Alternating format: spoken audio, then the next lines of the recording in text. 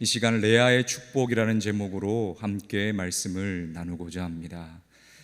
성도 여러분, 제가 상도교회 부임한 지 이제 1년이 지났습니다. 놀라우시죠?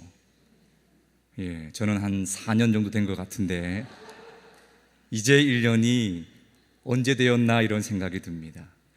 그 이유 중에 하나가 뭐냐 하면 상도교회에 와서 참 즐겁고 재미있게 이렇게 목사님들과 함께 사역을 하는 것 같습니다. 제 아내에게도 가끔 이야기하는 것이 내가 이렇게 몸이 안 피곤할 수가 있나 라고 할 만큼 제가 이렇게 종종 이야기를 합니다. 지금까지 제가 부목사 생활을 한 10년을 넘게 했는데요, 이 상도교회에서 지난 1년이 가장 몸이 좋았던 것 같습니다. 하나님께서 매일 눈 뜰 때마다 저에게 새 몸과 새 힘을 주실 줄 저는 믿습니다. 제가 즐겁고 재미있게 사역하는 이유 중 또 하나는 우리 집사님들과 권사님들이 제게 해주시는 말 중에 이런 말이 있습니다. 목사님 참 잘생겼어요. 목사님 인물이 훤합니다. 저는 그 말을 들으면요 참 기분이 좋습니다. 제가 이렇게 말씀을 드리는 이유는 앞으로 계속 해달라는 이야기고, 예배 마치고 나가실 때 한 번씩 해달라는 이야기입니다. 저는 제가 늘 인물이 좀 못났다고 생각을 했거든요. 그래서 외모에 대한 이 자신이 없으니 학창 시절에 여학생 앞에 서는 걸 이 자신 없이 했던 것 같습니다. 이런 논리로 봤을 때 저의 아내가 저를 선택한 것은 하나님이 살아계시다는 증거입니다. 저는 그것을 믿습니다. 특별히 오늘 우리 남자 성도님들 집에 가시면 우리 아내 집사님들과 권사님들 꼭 손을 잡고 이렇게 이야기해 주십시오. 내가 당신을 만난 건 하나님의 은혜입니다. 아멘 안 하시나요? 네, 바라는 것은 우리 상도교회 모든 식구들이 서로의 아름다움을 보면서 주신 은혜를 누리며 살아가시기를 간절히 소망합니다. 오늘 성경에는 이 외모에 대한 컴플렉스가 있었던 한 사람이 있습니다. 바로 오늘의 말씀의 주인공 이 레아입니다. 오늘 본문은 이 레아가 자녀를 낳고 그의 이름을 하나씩 지어서 부르는 장면인데요, 오늘 말씀을 이해하기 위해서는 이 야곱의 이야기를 한번 되짚어 볼 필요가 있습니다. 야곱이 형 에서를 속이고 외삼촌 집인 밧단 아람으로 이 도망을 가게 됩니다.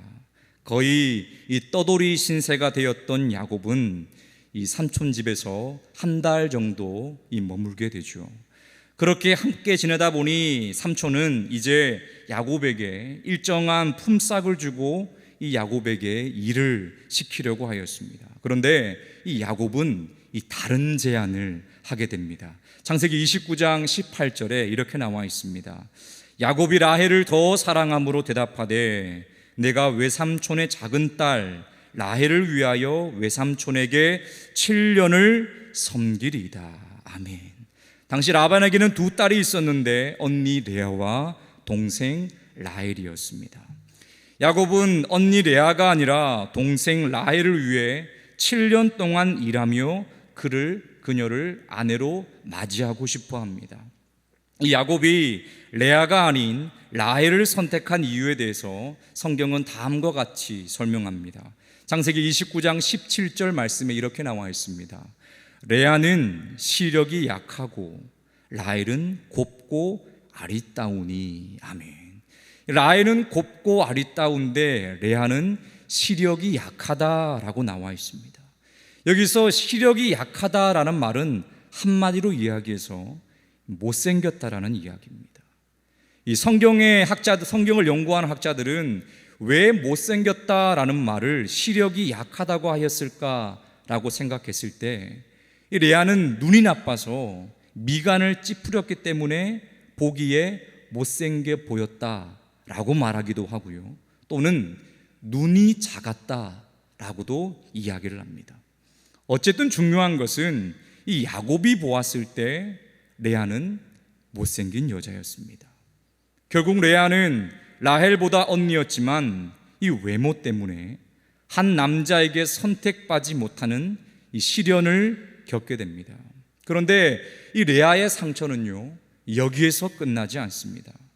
어느덧 약속한 7년이 지나서 이제 야곱과 라헬이 이 가정을 이룰 일만 남았습니다.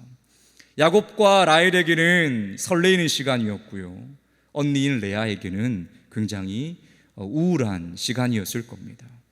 지금이야 언니보다 동생이 먼저 결혼하는 것이 큰 흠이 아니지만, 지금으로부터 수천 년 전에 이 동생을 먼저 시집 보내는 것은 언니에게는 이 치욕스러운 일이었을 겁니다. 이때 야곱의 그 감정을 잘 파악한 삼촌 라반이 꾀를 냅니다.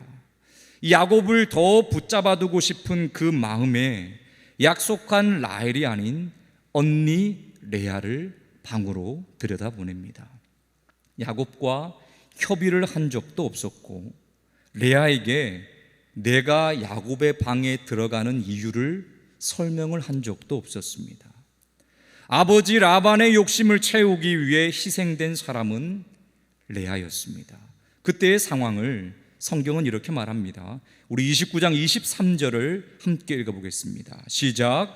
저녁에 그의 딸 레아를 야곱에게로 데려가매 야곱이 그에게로 들어가니라. 아멘. 오늘 이 말씀의 분위기를 잘 알 수 있는 단어가 이 데려가매라는 단어입니다. 이 데려가매라는 말은요, 이 손을 잡고 야곱의 방으로 데려간다, 그런 의미가 아닙니다. 원어적으로 보면 물건을 꽉 쥐고 물건을 힘껏 옮길 때 사용하는 단어가 이 데려가매라는 단어입니다. 레아는 아무 힘 없이 아버지의 손에 붙들려서 끌려가게 된 것입니다. 저는 이 대목을 읽으면서 이런 생각을 해봤습니다. 칠흑 같은 밤에 아버지의 손에 끌려서 야곱에게 가는 이 레아의 마음은 어땠을까? 자신이 라헬이 아닌 레아인 것을 알아차리지 못하게 아버지는 몇 번이고 신신당부를 하며 위협을 했을 것이고, 발소리도 조심하고 숨소리도 제대로 내지 못하는 레아의 그 마음은, 여자로서의 자존심은 이미 포기했을 겁니다. 그 방에 들어갈 때 불안과 초조가 가득했을 겁니다. 또한 아침에 일어나서 일어날 일들을 조금만 생각하면 착잡함과 부끄러움, 그리고 스스로를 포기하는 그 마음이 교체했을 겁니다. 여러분, 그래도 사람 마음이라는 것이 이렇게라도 하룻밤을 보내면 야곱의 마음이 바뀌어서 가정을 이룰 수 있지 않을까, 이 작은 희망도 어쩌면 품었을 수도 있습니다. 하지만 이 결과는 달랐습니다. 야곱은 삼촌 라반에게 노발대발했고, 그는 다시 자신의 여인 라헬을 위해 7년을 더 일하기로 약속했습니다. 이렇게 시력이 약한 레아는 2번 버림을 받았습니다. 첫 번째는 외모로 인하여 버림을 받았고, 두 번째는 몸과 마음, 자존심까지 바쳤음에도 야곱에게 거절을 당했습니다.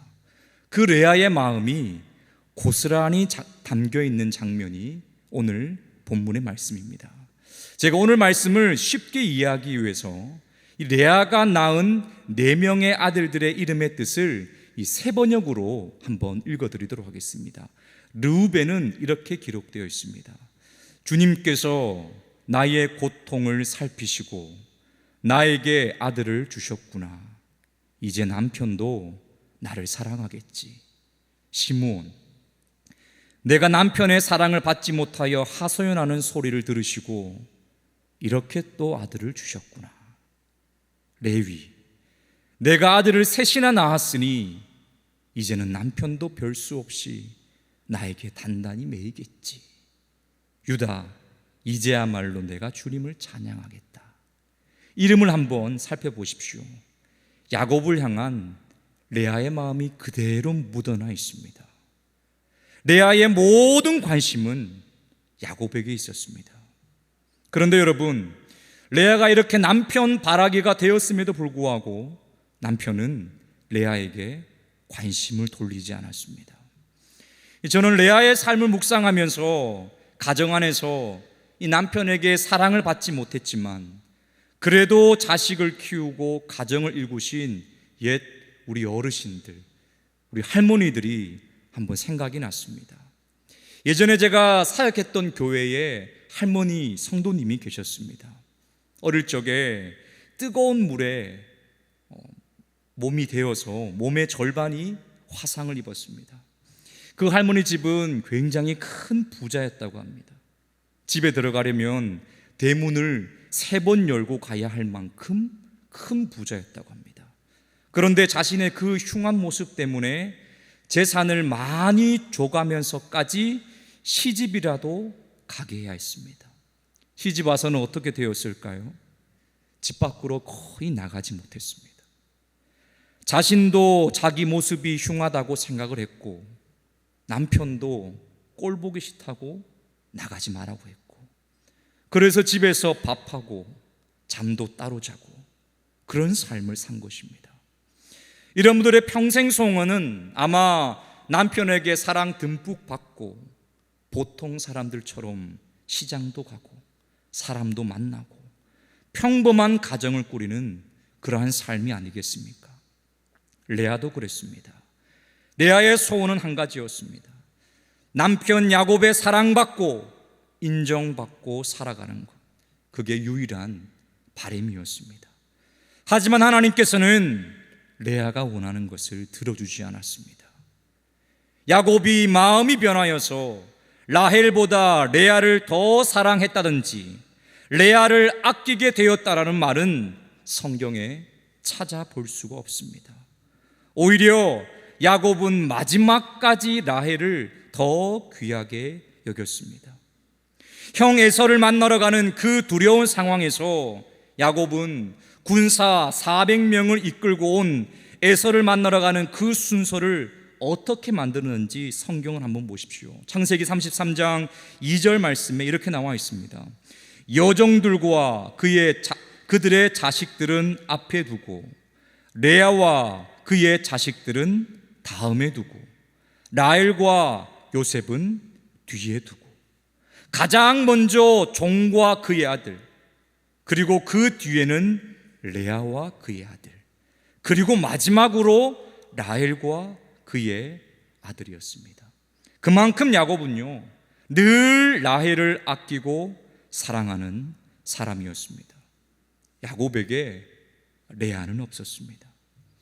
하지만 여러분, 오늘 성경은 레아는 야곱에게 사랑을 받지 못한 사람, 야곱의 사랑을 갈구하는 사람으로 그려놓고 있지만 하나님께서는 이러한 레아를 누구보다 사랑하시고 아끼고 계셨습니다. 오늘 본문에 나오는 레아의 자녀들의 이름을 다시 한번 살펴보십시오.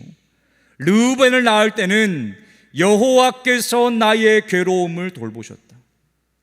시므온을 낳을 때는 여호와께서 나를 들으셨다. 레위를 낳을 때는 연합하리라. 유다를 낳을 때는 하나님을 찬송하리로다. 이렇게 나와 있습니다.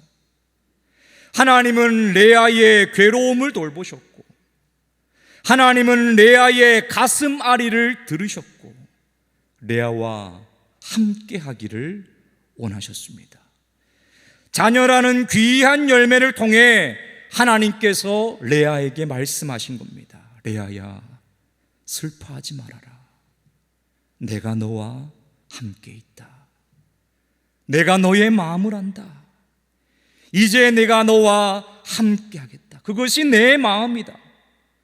하나님께서는 생명의 탄생을 통해 끊임없이 레아에게 사랑 고백을 하고 계셨던 것입니다.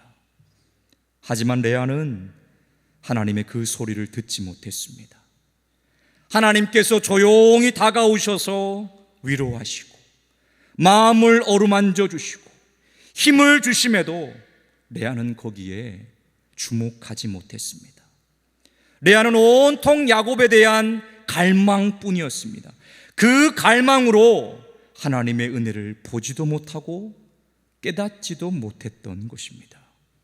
그런데 성도 여러분, 야곱의 이야기의 말씀을 한번 쭉 보십시오.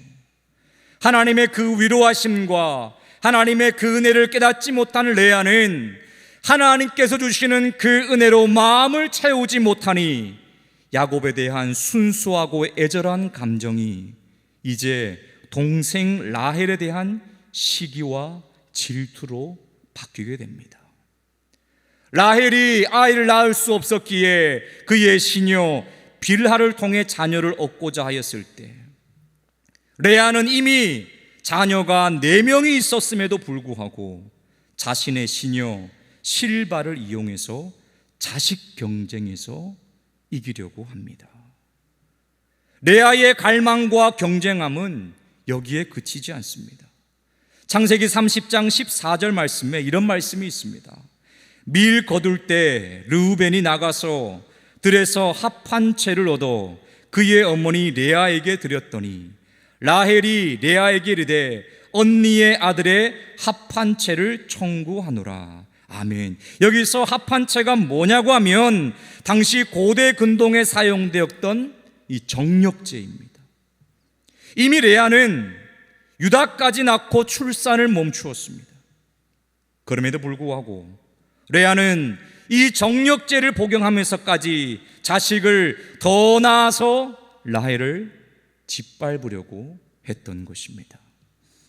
레아는 야곱을 향한 그 애타는 마음 때문에 나에게 가까이 다가오시는 하나님의 그 세밀한 음성을 듣지 못했습니다.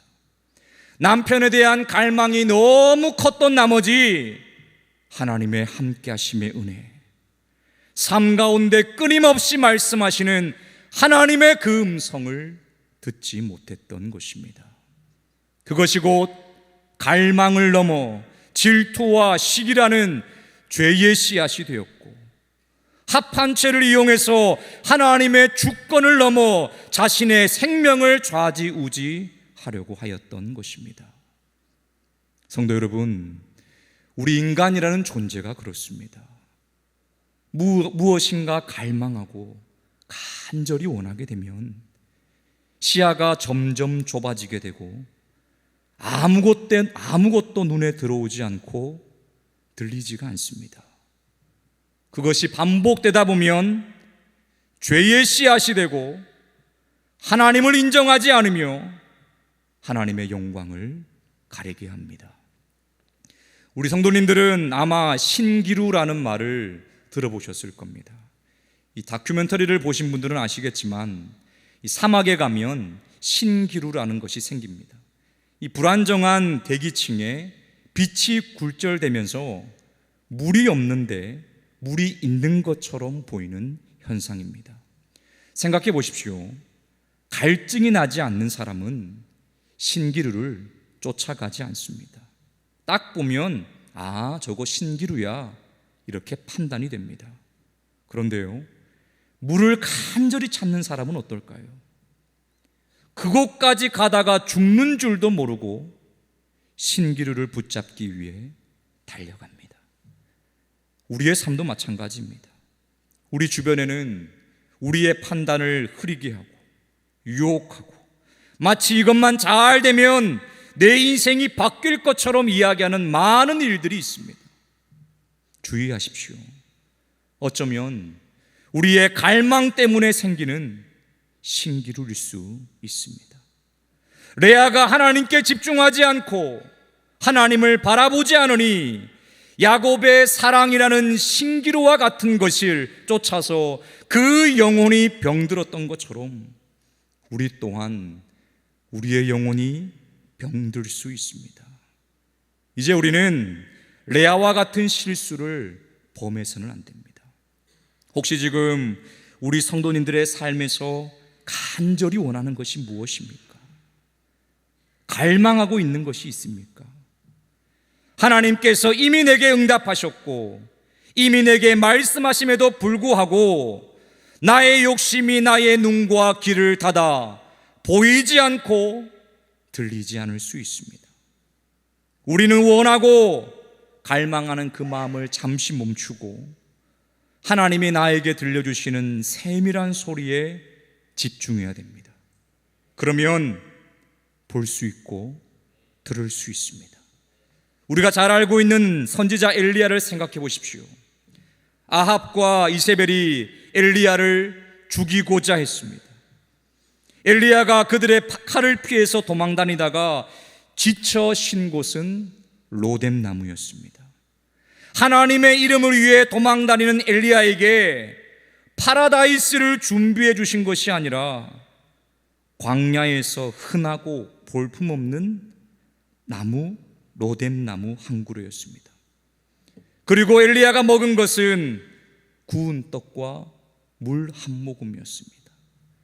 고작 조그만한 로뎀 나무와 구운 떡과 한 병의 물이 괴로워 쓰러져 있는 엘리야를 다시 일으키는 하나님의 위로였습니다. 그런데 이후 엘리야는 하나님의 위로를 얻고 힘을 얻어 40주야를 가서 하나님의 산 호렙산에 이르게 됩니다. 성도 여러분, 하나님의 위로는 이렇습니다. 하나님의 임재는 이러합니다. 이렇게 작고 세밀하고 잠잠히 다가옵니다. 이것은 귀를 기울이는 자만 들을 수 있고 깨어있는 자만 느낄 수 있는 것입니다. 제가 교육전도사 사역을 할 때였습니다. 그때 이 담임 목사님의 목회 방침이 뭐였냐 하면 한 성도가 한 가지의 봉사를 하는 거였습니다. 이 교회에 서리 집사님이 되면 무조건 봉사를 하는 겁니다. 어떤 성도님은 이 계단을 청소하시는 성도님이 계셨고, 어떤 성도님은 매주 화장실을 청소하시는 분도 계셨고, 어떤 성도님은 복도를 쓸고 닦는 분도 계셨습니다. 어떤 성도님은 창에 있는 창틀만 닦으시는 분도 계셨습니다. 그 중에 한 남자 집사님이 이 교회 본당과 교육관 로비 이 정문 문에 있는 그 유리를 닦는 분이 계셨습니다. 당시 교회가 6층 건물이 2동이 있었으니까 이 규모가 적지 않았습니다. 로비의 문도 크고 높고 유리도 많았습니다. 그 집사님이 매주 토요일이면 그 창문을, 그 유리를 닦는 겁니다. 얼마나 그 봉사에 열심이었던지 마치 가업처럼 당시 중고등학생이었던 자녀들도 토요일이면 아빠와 함께 그 문을 막 닦는 겁니다. 그런데 이렇게 봉사를 해보신 분도 아시지만 봉사를 할 때마다 행복하고 기쁘고 즐겁습니까? 그렇지 않습니다. 이 집사님도 한창 더운 8월에 그날은 자녀들도 없이 혼자 막 유리창을 닦고 있는데 유독 그날따라 너무 힘들더라는 겁니다.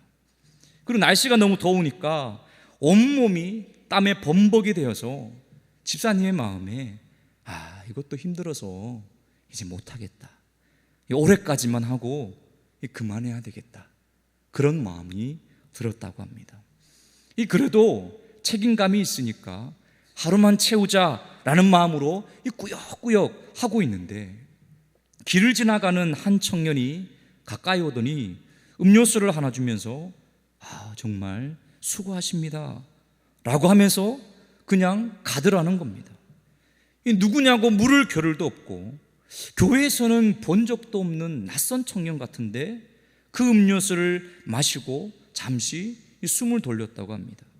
그렇게 봉사를 다 마치고 집으로 돌아가는데 문득 그 집사님의 마음에 그 청년의 모습이 떠오르면서 그 사람이 하나님이 내게 보내주신 천사였구나 라는 마음이 들면서 점점 확신이 생겼다고 합니다. 내가 봉사하면서 이것도 힘들어서 못하겠다, 그런 마음으로 지쳐 있으니 하나님께서 그 마음 보시고 힘내라, 너가 잘하고 있다, 그렇게 천사를 보내주셨구나, 그렇게 내게 힘을 주셨구나 라고 생각을 했다라고 합니다. 그날 이후로 그 집사님의 마음이 어떠했겠습니까? 그 유리문을 닦는 일이 하나님이 맡겨주신 일이고 하나님께서 하나님 앞에 칭찬받는 일인 겁니다. 거기에 감사가 넘치고 거기에 기쁨이 생기는 겁니다. 성도 여러분, 그렇습니다. 하나님의 은혜는 늘 화려하게 응답하지 않습니다. 항상 기적적으로 우리에게 다가오지도 않습니다. 십자가에서 피 흘리시는 예수님의 곁을 지킨 사람은 든든한 12명의 제자가 아니라 슬피 우는 연약한 여인들이었습니다. 하나님은 이렇게 자신의 사명을 감당하는 아들 예수를 그 여인을 통하여 위로하셨던 것입니다. 이제 우리 상도교의 모든 성도님들도 하나님의 그 세심한 은혜를 깨닫기를 바랍니다. 이제는 세밀하고 조용하고 잠잠히 다가오시는 하나님의 위로하심과 나를 극히 바라보시며 불쌍히 여기시고 긍휼히 여기시는 그 하나님의 은혜를 경험하시기를 바랍니다. 그럴 때 온통 신기루로 가득한 이 세상에서 분별이 있는 삶, 하나님의 함께하심, 동행하심의 은혜를 살아갈 수 있습니다. 레아와 같이 나의 갈급함이 죄의 씨앗이 되어서 하나님의 영광을 가리는 것이 아니라 엘리야와 같이 로뎀나무, 구운 떡 한 조각, 물 한 모금에도 새 힘을 얻어 이 땅에서 주님 맡겨주신 그 일을 넉넉히 감당하며 그 은혜를 온전히 누리게 될 줄 믿습니다. 바라는 것은 우리 상독의 모든 믿음의 식구들이 우리에게 이미 찾아오셔서 위로해 주시고 새 힘 주시는 하나님의 세밀한 음성을 들어 남은 한 주도 이번 10월 한 달도 하나님의 그 크신 은혜를 풍성히 누리며 살아가는 주의 백성들이 되시기를 주님의 이름으로 축복합니다.